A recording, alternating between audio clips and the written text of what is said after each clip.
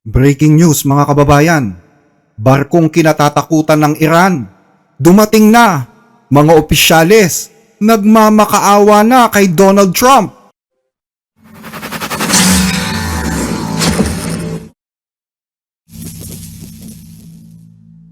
Sa pagpapatuloy ng ating pagsubaybay sa mga kaganapan sa Iran, sa wakas ay dumating na sa West Asia ang pinakahihintay ng buong mundo, ang strike group ng Estados Unidos sa pangunguna ng aircraft carrier na USS Abraham Lincoln.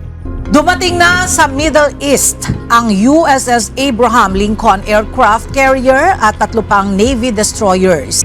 Ang pagdating ng barkong ito kasama ng isang napakalaking armada ang siyang magtatakda kung ano ang magiging kinakaharap ng rehimen sa Iran. May mga nagtatanong, bakit daw kailangan pa ng US na gumamit ng isang armada na babiyahe ng ilang araw sa gitna ng karagatan at kukonsumo ng $6.5 million kada araw sa biyahe nito, gayong pwede namang magpadala ang Amerika ng mga bomber sa target sa loob lamang ng isang oras? Ang sagot, mayroon kasing hindi kayang gawin ang mga bomber na kayang gawin ng isang strike group. Sa oras kasi na maubos ang karga ng isang bomber, babalik na naman ito sa base at magkakaroon ng pagkakataon ang mga kalaban para papasukin sa kanilang airspace ang kanilang mga fighter jets. At habang hindi pa bumabalik ang mga bomber, posibleng bumiyahe ang ilang mga eroplano papasok at palabas ng Iran. Pero kung may isang strike group na nakaantabay sa dagat na malapit, kaya nitong isara ang airspace para walang makapasok at makalabas na eroplano mula sa Iran. Pero sa kabila nito, tila hindi natitinag ang rehimen sa mga banta ng Amerika. Pagsisisihan daw ng Estados Unidos kapag inatake nila ang Iran. Sa katunayan, isang napakalaking mural ang ikinabit ng rehimen sa Engehab Square sa Tehran para magsilbing babala sa Amerika. Nakaguhit sa nasabing mural ang mga sirang eroplano na nakakalat sa ibabaw ng deck ng isang aircraft carrier. At sa gilid ay nakasulat, kapag naghasik ka ng hangin, aani ka ng ipo-ipo. Nasa high alert na ang buong sandatahang lakas ng Iran at ang supreme leader na si Ali Khamenei ay inilipat na sa isang safe na bunker sa Tehran. Duda naman ang ilang eksperto kung talagang dito nga siya itinago o posibleng sinabi lang ito para linlangin ang mga kaaway. Kapag umatake ang Amerika, ituturing daw ng Iran na target ang lahat ng mga interes ng US sa buong rehiyon mula sa Strait of Hormuz hanggang sa iba't ibang panig ng Middle East.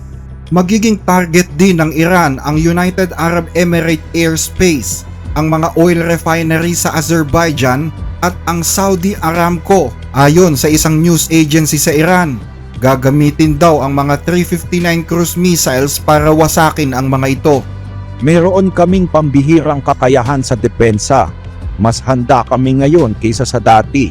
Tungkulin at responsibilidad naming ipagtanggol ang dangal ng Iran, soberanya at territorial integrity, tulad ng ipinakita na namin noon laban sa anumang agresyon o banta.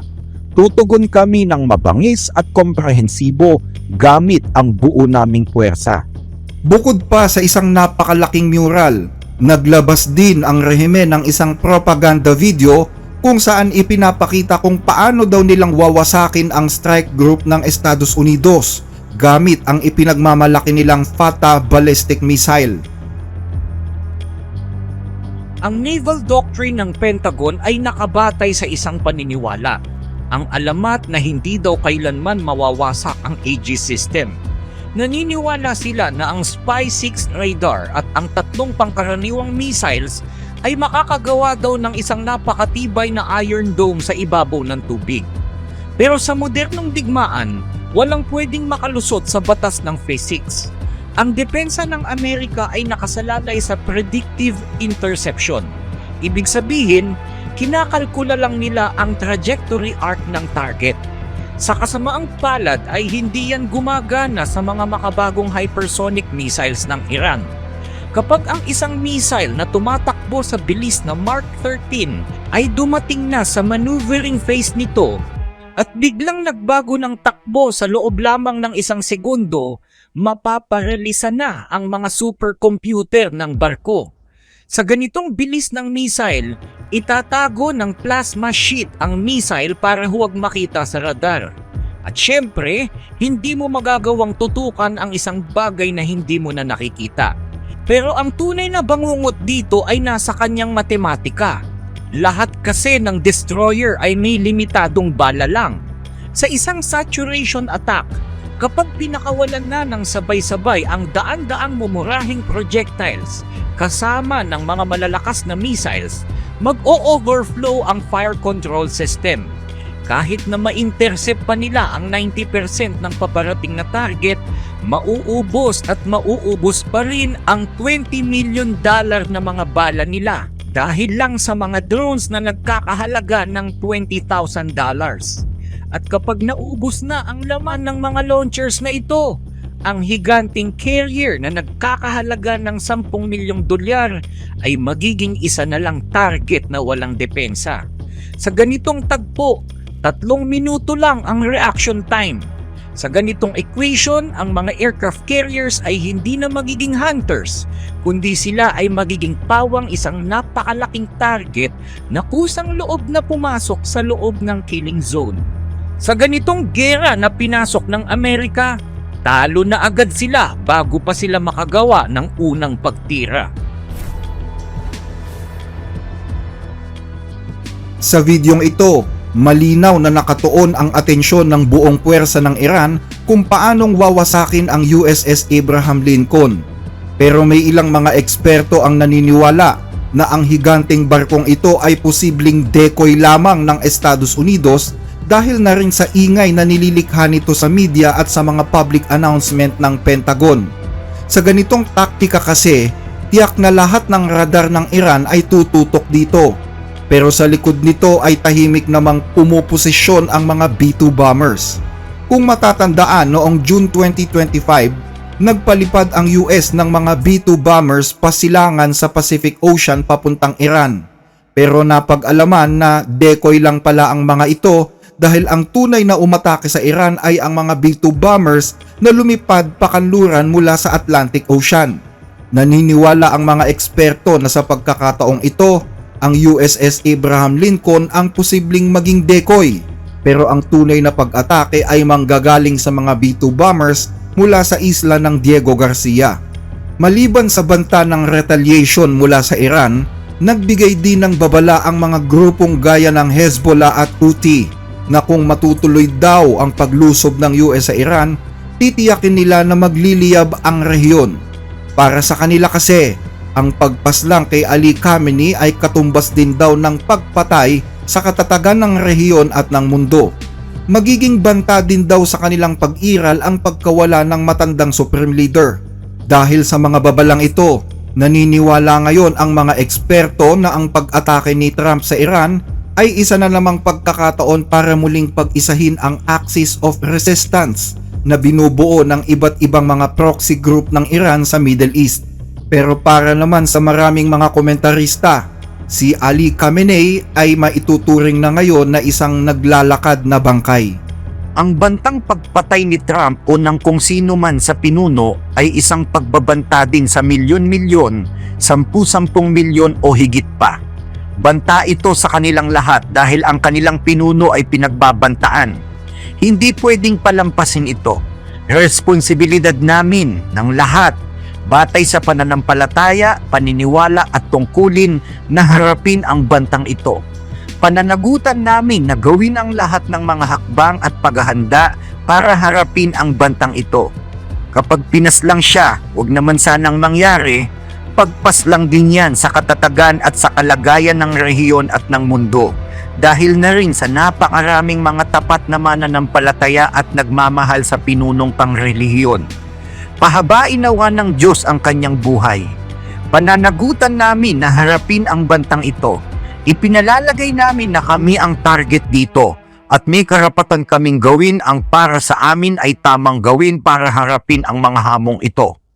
Ang videong ito naman ay inilabas ng grupong Houthi kung saan nagbabanta silang palulubugin ang mga commercial at naval ship ng US sa oras na atakihin nito ang Iran.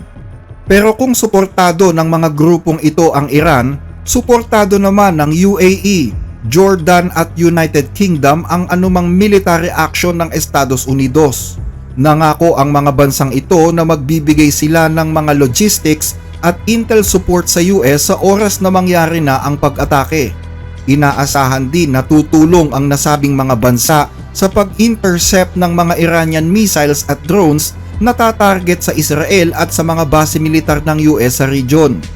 Pero kahit buo na ang kinakailangang puwersa para magsagawa ng military operation sa Iran, patuloy pa rin daw na hinihintay ang pinal na desisyon ni Pangulong Donald Trump.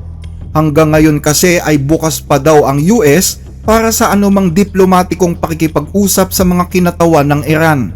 Kasama sa mga posibleng pag-usapan para huwag matuloy ang airstrike ay ang mga sumusunod. Una, ang ganap na pag-alis ng lahat ng enriched uranium sa Iran. Pangalawa, paglilimita sa stock ng long-range missile ng Iran.